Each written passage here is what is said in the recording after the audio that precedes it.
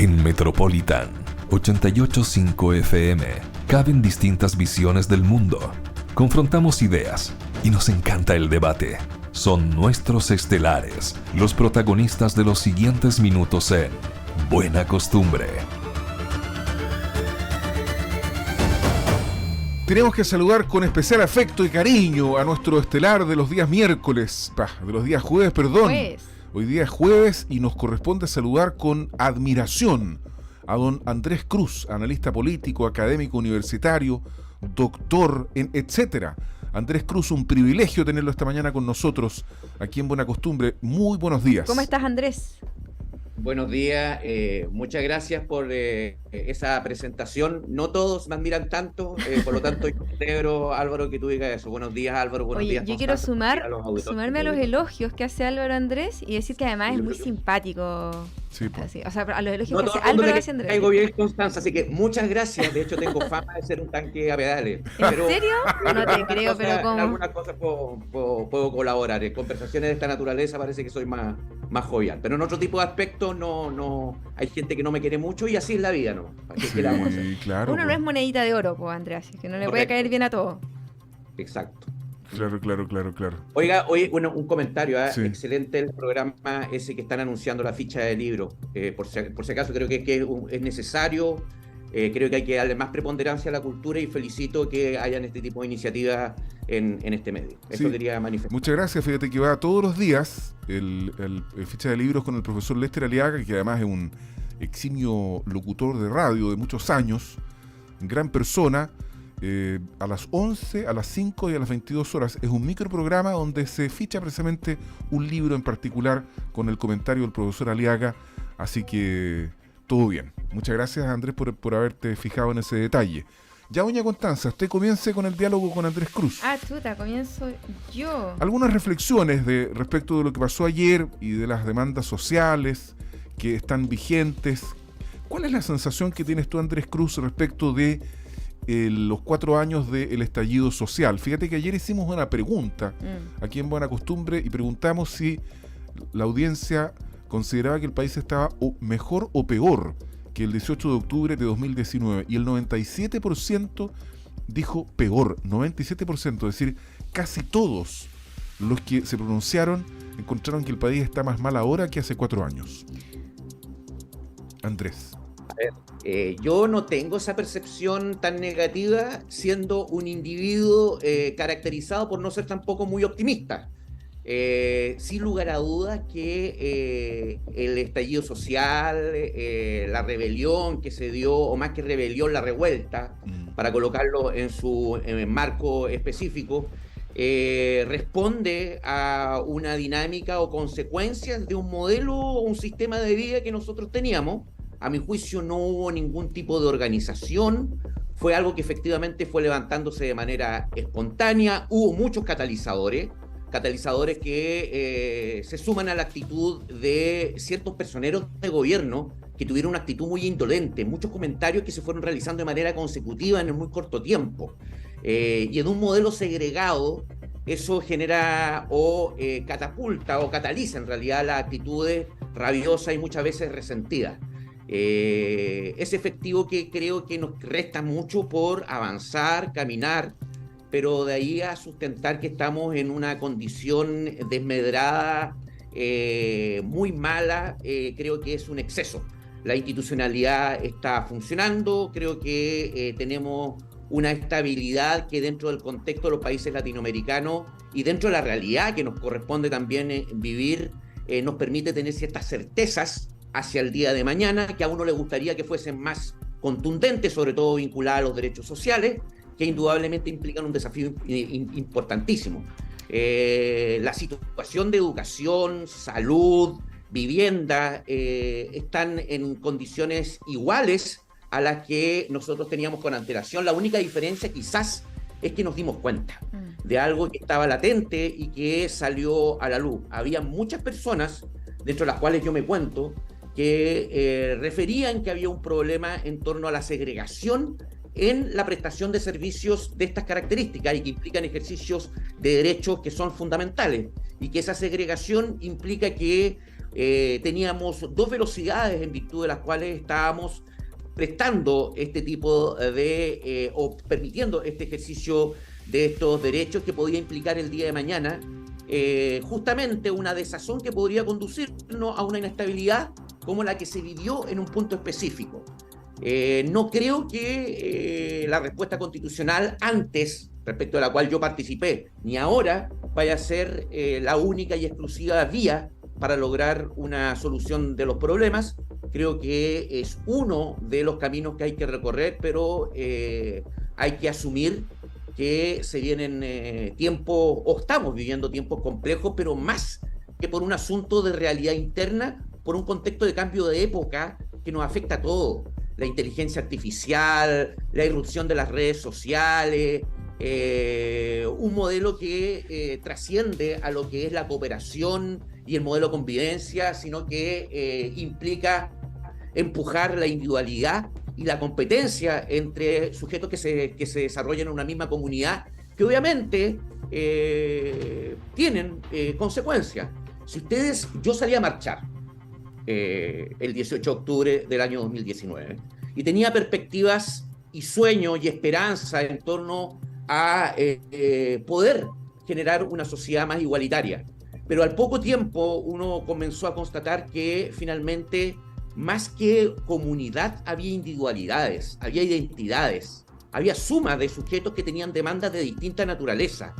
Y esto sumado también a un grupo de individuos radicalizados que se tomaron finalmente las marchas y empujaron esto a la violencia. Muchos sustentan que esto se acabó con el COVID. Yo tengo una percepción distinta. Yo, habiendo estado participando en las marchas, a mí lo que me hizo desistirme de continuar fue que grupos violentos se tomaron finalmente estas manifestaciones, y a mí por lo menos implicó que yo dejara de participar en las mismas, y mucha gente también estuvo dentro de esta misma a muchos les pasó lo perspectiva. mismo. Yo por lo menos cuando marché, todavía lo recuerdo, por O'Higgins hasta llegar a Prat, cuando hubo los primeros grupos de encapuchados que comenzaron a levantar barricadas, muchos comenzamos a cuestionarnos qué estábamos haciendo ahí. Pero lo que pasa es que se ensució mucho toda esta manifestación, cierto, social, que efectivamente tenía otro sentido, y con esto de la violencia se le da una connotación completamente negativa a las marchas y a las protestas. Entonces se ensucia en el fondo estas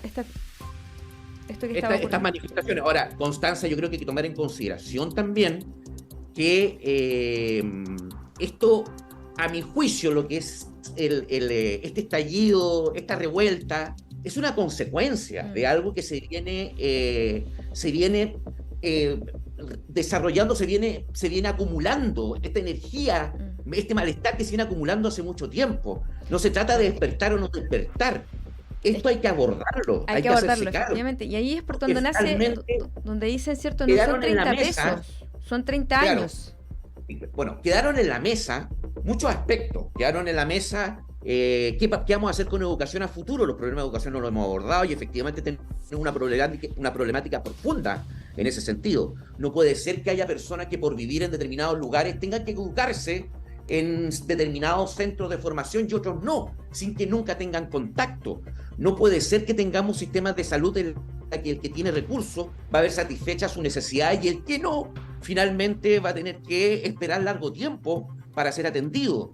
No puede ser que vivamos con un sistema en el que se tomen decisiones en un par de comunas en una región específica como la metropolitana, dejando a un lado, sin tomar en consideración, lo que ocurra con las provincias.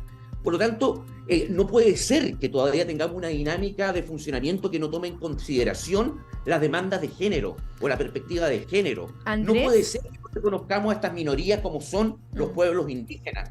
Hay muchos aspectos que quedaron sobre la mesa y respecto de los cuales no nos hicimos cargo. Lo intentamos de manera errada, queriéndolo todo en la Convención Constitucional, y cometimos un error. Pero eso no significa que esos temas no haya que abordarlos ahora de manera urgente para evitar que el día de mañana finalmente lleguen grupos. Hoy en día es una derecha conservadora, pero el día de mañana puede ser un grupo de extrema izquierda, que finalmente conquiste a través de un discurso fácil a las masas, a unas masas que lamentablemente no tenemos adecuadamente formadas en educación cívica, en filosofía y en historia, para que emitan una decisión. Y esto no es un problema, insisto, únicamente de la democracia representativa chilena, sino que también a nivel de las democracias occidentales, donde estamos viendo contextos y realidades análogas. No es la única revuelta, tenemos comparaciones y otras situaciones que se han dado a lo largo del mundo que nos permiten generar una visión en torno a hacia dónde vamos a decantar y cuáles son las razones o motivos que nos llevaron a este contexto. Oye, dos informaciones de última hora. La primera es la que publica en su cuenta de Twitter el periodista de Sabes.cl y de Cooperativa Christopher Espinosa, y que dice relación con una vandalización que ocurrió en la sinagoga que hay aquí en Concepción, en Rengo, esquina Chacabuco. Se informa que se trató de integrantes del movimiento juvenil Lautaro. Sabía que estaba vigente todavía el movimiento juvenil Lautaro, que dejó rayados en la sinagoga que está ahí en Chacabuco, esquina Rengo, rayados alusivos al conflicto que hay en Medio Oriente, publica el periodista Christopher Espinosa. Y por otro lado, en biobiochile.cl se informa de un importante operativo que está realizando en el Gran Concepción la Policía de Investigaciones, que estaría llevando a cabo allanamientos de varios domicilios, tanto en Barrio Norte como en un punto que no ha logrado identificar todavía biobiochile.cl. Son informaciones de última hora que te contamos aquí en Buena Costumbre. Constanza. Oye, bueno, yo retomando un poco, ¿cierto?, lo que estábamos conversando con Andrés, Daniel Manucheri, él dice que hoy en día diputado tenemos... socialista. Sí, del Partido Socialista, dice, hoy en día tenemos tasas de desigualdad brutales, unas pensiones miserables que entregan la AFP a la gente y un tema de salud en crisis. Por lo que advierte, ¿cierto?, que dice, no nos quejemos después si tenemos nuevamente un estallido social en Chile. Eso es lo que tiene que entender fundamentalmente la derecha. Y por otro lado, la derecha, ¿cierto? Bueno, el diputado Guillermo Ramírez de la U dice, todos aprendimos algo el 18 de octubre. ¿Aprendimos realmente algo, Andrés? ¿Puede haber otro estallido social? A uno apelaría a que hubiese una reflexión mucho más profunda de largo plazo y no de corto plazo. Ahora lo que uno constata, independientemente del sector político, es una pugna desatada para denigrar y desvirtuar el discurso del que tenemos enfrente como adversario y como legítimo contradictor. Creo que eso no colabora o no contribuye. Creo que estos ejes de izquierda y derecha han sido superados. La incorporación de nuevos electores, de hecho, cuando fue el plebiscito de septiembre y que rechazó la propuesta de nueva constitución y que implicó también la elección y la irrupción de partidos nuevos, el Partido Republicano, no se habla del Partido de la Gente, por mucho que esté impactado el Partido de la Gente, también es una irrupción de una colectividad nueva. Las colectividades tradicionales aún están golpeadas. Recordemos que no pasan del 6-7% la mayoría de los partidos políticos en torno a adhesión ciudadana, y eso hace finalmente que no exista una posibilidad de canalizar adecuadamente cuáles son las inquietudes y demandas de la ciudadanía. Da cuenta de que estamos en cierto modo desorientados en términos de qué es lo que queremos, o que cuando nos hacemos a un discurso y nos damos cuenta que esa expectativa se ve defraudada, finalmente nos vamos a la otra que nos ofrece un discurso de naturaleza análoga, pero con medidas que pueden ser diametralmente distintas. Esto nos exige un grado de reflexión mucho más grande. Estamos carentes de centros de estudios serios que nos permitan tener personas que reflexionen en ese sentido, que se den el tiempo para efectuar un estudio y propuestas que orienten el trabajo que desarrollen aquellos que se dedican a la actividad política. Creo que el hecho también de que hayamos dejado de que un grupo de individuos que actualmente forman una élite se desenvuelvan única y exclusivamente como intérpretes de una realidad nos ha conducido a esto. Hay muchos sectores que pretendieron ver en el estallido la materialización de sus programas e ideología. Eso fue un profundo error. Finalmente trataron de... ¿Qué sectores son esos, Andrés? Indudablemente que el Frente Amplio, el Partido Comunista y un sector del Partido Socialista, la izquierda en general. Lo que pretendió es forzar conceptos de otras épocas para los efectos de tratar de explicar una dinámica que es totalmente distinta a aquellos que tuvieron quienes gestaron justamente o fundaron los pilares de esas ideologías que ellos incentivan o levantan, que yo por lo menos también levanto incentivo. lo que obviamente nos llama a reflexión. Yo debo manifestar que en un principio, dentro del romántico y nostálgico que llevo dentro, cuando salí a marchar, Sí. veía expectativas de un cambio profundo. Debo, a mi favor, manifestar que nunca sustenté que se derribara el gobierno en curso. Yo recuerdo en una conversación que tuvimos en la biblioteca de la municipalidad con muchas personas, eso también llamó la atención y creo que hay aspectos que hay que rescatar, que es la circunstancia que las personas comenzaron a hablar de política y a intervenir y a participar, es que de los expositores vos estuvimos en contra de que cayera el presidente, renuncia o que se destituyera el presidente de la República. Recuerdo que era Tania Buch y yo. Éramos contrarios justamente a esta perspectiva. Tania es militante socialista y una destacada profesora de Derecho Constitucional. Y en ese contexto creo que hay muchas personas que estaban dentro de la misma dinámica, pero que nos vimos desilusionados porque obviamente estas revueltas no tienen dirección, no tienen ideología, no tienen programa.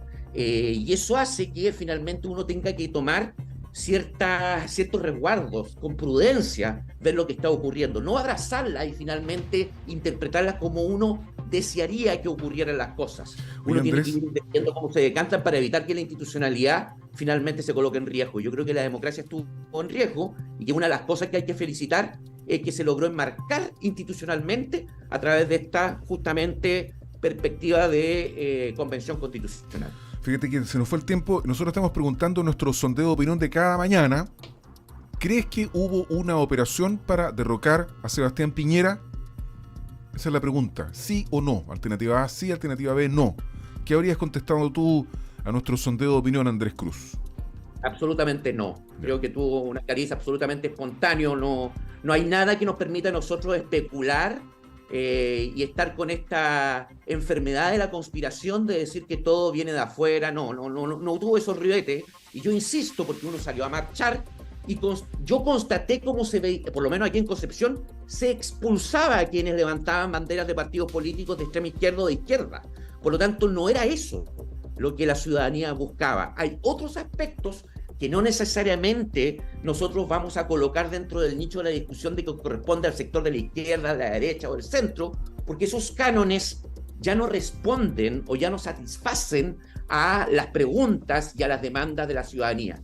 Creo que hay que mirar hacia adelante y justamente levantar conceptos frente a una realidad distinta, a un cambio de época que estamos viviendo y que no es única y exclusivamente nuestro, sino que es mundial. Oye, muchas gracias, Andrés, por esta conversación de la mañana y esperamos poder encontrarnos el próximo jueves contigo y también con el alcalde Henry Campos. Aquí le mandamos un saludo que ojalá se recupere pronto. Gracias, Andrés. Mejor magna autoridad y que se después esta enfermedad por el hecho de todo el trabajo que desarrolla. Exactamente, pues mucho trabajo en terreno y no es chiste, eso es lo que lo contagió de COVID. Sí, no, hay un brote, ojo, así que hay que cuidarse. Que estés bien, Andrés. Muchas gracias, Andrés, que estés muy bien. Gracias, Constanza, gracias, Álvaro. Saludos a todos los auditores y autores. Las voces de Buena Costumbre hablan desde el Biobío y son de Constanza Escobar y Álvaro Migueles. Confiar es buena costumbre.